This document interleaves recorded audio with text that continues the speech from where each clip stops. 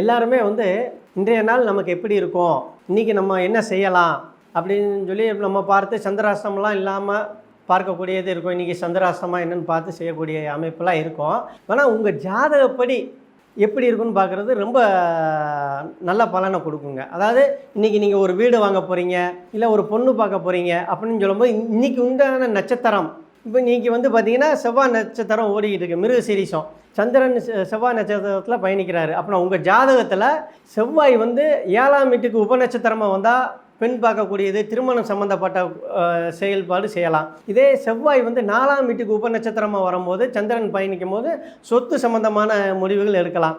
இதே செவ்வாய் வந்து 6, 8, 12 தொடர்பு கொண்டு இருந்தால் இன்றைக்கி வந்து எந்த இதையும் புதிய முயற்சிகள் செய்யாமல் இருக்கிறது சிறப்பாக கொடுக்குங்க. இந்தமாரி உங்கள் ஜாதகப்படி எந்தெந்த நட்சத்திரத்தில் சந்திரன் பயணிக்கிறார், அந்த நட்சத்திர அதிபதி உங்கள் ஜாதகப்படி எப்படி இருக்காங்கன்னு பார்த்து செயல்படுறது சிறப்பாக கொடுக்குங்க.